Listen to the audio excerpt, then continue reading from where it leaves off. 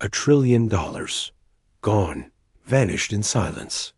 For years, Chinese capital flowed freely into American companies fueling everything from Hollywood blockbusters to Wall Street buyouts. But now, that pipeline has been shut off abruptly, surgically, and without warning. Beijing didn't hold a press conference. There were no diplomatic notes or vague warnings, just silence. And then a leak. In March 2025, the State Administration of Foreign Exchange issued a confidential directive. All outbound investments into U.S.-based firms are suspended. A justification? Geopolitical risk and asset security concerns. Behind closed doors, it was made clear America is now considered a hostile jurisdiction. It wasn't a tweak. It was a calculated strike. A financial decapitation in an escalating conflict. That shifted from tariffs to technology to capital. Executives across the U.S. are scrambling for answers. But the damage is already cascading. Layoffs, funding freezes, soaring prices. And, perhaps most critically, the money isn't just leaving. It's finding new homes. In Riyadh, in Brussels, in Shenzhen. Let's break it down. Because this isn't just another trade spat. This may be the beginning of a financial realignment that could upend everything. The freeze, silent, sudden, strategic. It started quietly. In early 2025, China's Ministry of Commerce amended its outbound investment rules. All non-essential capital flows to strategically adversarial nations were paused, effective immediately. The United States made the list. Then came the bombshell. On March 17th, the State Administration of Foreign Exchange issued a classified directive halting all new Chinese investment into U.S. firms.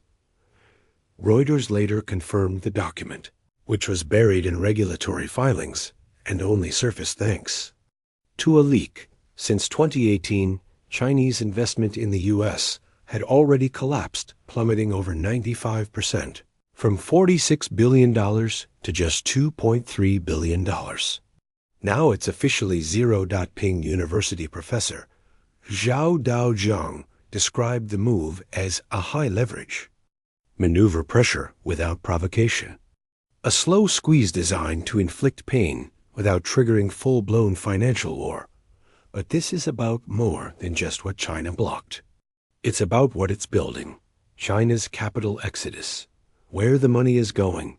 Didn't mistake this freeze for isolationism. Beijing isn't retreating. It's redirecting.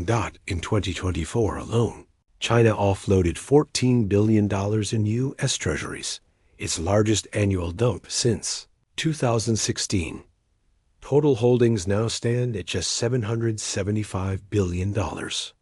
At the same time, Chinese state-owned banks began severing dollar-based transactions with U.S. financial institutions. A compliance shift ordered by the People's Bank of China.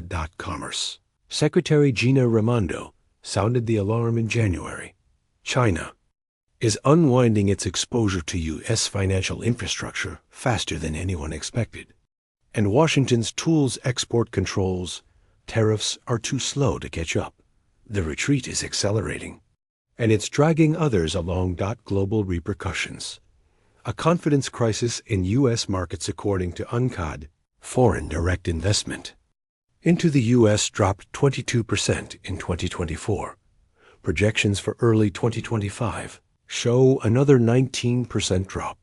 And the absence of Chinese capital is only the tip of the iceberg. Norway's sovereign wealth fund recently pulled $7.1 billion from U.S. tech stocks, citing regulatory volatility. Japan's GPIF, the world's largest pension fund, slashed its U.S. real estate exposure by 30% after multiple regional banks were downgraded. And with $4.1 trillion in corporate debt maturing by 2026, U.S. companies are now being forced to borrow domestically at higher costs. The result? A surge in junk debt. In 2024, U.S. firms issued a staggering $430 billion in high-yield bonds a 38% increase year over year. Average yields jumped to 9.6%, nearly double 2022 levels. Take Boston-based Harpwell Tech, a $180 million equity deal backed by Chinese investors collapsed overnight. Desperate, the firm turned to Apollo Global for emergency financing at 11.3% interest, secured against their IP and real estate. Fitch Ratings now warns 1 in 5 mid-sized American firms faces severe refinancing risk in the next 18 months. Reshoring without capital. A broken promise? In 2025, Donald Trump signed a sweeping executive order expanding tax incentives for reshoring U.S. manufacturing. The idea was to rebuild supply chains. But there's a catch. Without capital, policy is just paper.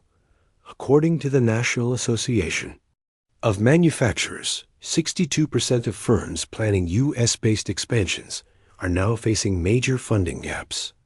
Many had partial Chinese or Taiwanese backing that's now gone. A proposed $8 billion EV battery plant in Michigan? Delayed indefinitely. A $3.1 billion robotics hub in Nevada? Scrapped. Even Intel's $20 billion chip plant in Ohio, meant to symbolize U.S. semiconductor independence, has paused. Phase 2 construction, due to funding delays. As economist Eswer Prasad put it, these initiatives risked becoming symbolic without capital diversification. The consumer blowback, inflation by another name, at the same time, Trump's 2025 tariff regime has intensified.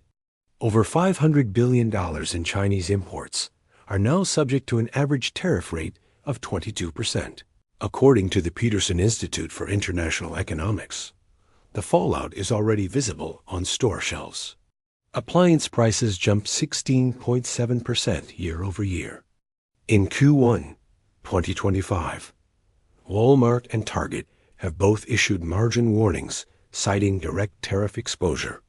The National Retail Federation estimates the average U.S. household will pay $1,950 more for goods this year.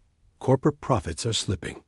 S&P 500 earnings in Q4 2024 grew just 1.2%, down from 4.5% the quarter prior. Companies are being forced to absorb the cost or pass it to consumers. But with real wages flat and inflation stuck above 3.6%, consumers can't absorb much more. According to the Economic Policy Uncertainty Index, U.S. uncertainty in Q1 2025 hit its highest level in over a decade, surpassing the 2008 financial crisis and the COVID-19 lockdowns. What's driving it? A volatile mix: aggressive rate hikes, erratic fiscal policy, and unpredictable trade actions, all colliding during a fragile global recovery. The Conference Board's CEO Confidence Index plunged to 37 in March. Nearly 70% of executives say policy. Instability is making long-term planning impossible, and investors are voting with their feet. Bloomberg reports over $120 billion has been pulled from U.S. equity ETFs in the last 90 days alone. As Bank of America analysts warned, capital isn't fleeing cost, it's fleeing chaos. The Allies pivot, stability over loyalty, just days.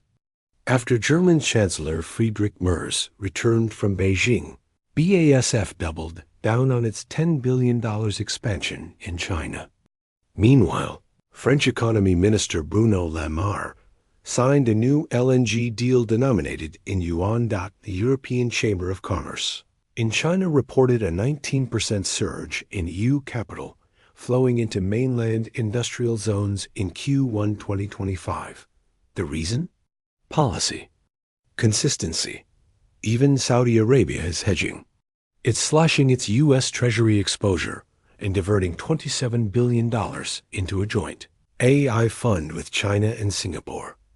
Former IMF chief economist Kenneth Rogoff summed it up. U.S. soft power isn't collapsing, but it's losing gravitational pull. Allies aren't defecting out of protest. They're diversifying out of necessity, the bigger game. China's quiet financial siege behind capital freeze is a deeper strategy. Beijing isn't just defending, it's advancing. The China Securities Regulatory Commission confirmed that it's fast-tracking foreign IPOs in Shanghai and Shenzhen. In Q1 alone, 38 new listings launched, a 52% increase. Meanwhile, China's sovereign wealth fund quietly boosted its exposure to ASEAN debt by nearly $20 billion. Perhaps most significant, the digital yuan is now integrated into SWIFT-like settlement systems across 13 countries, enabling trade without touching the dollar. As HSBC analyst Harold Wong put it, this isn't about replacing the dollar overnight.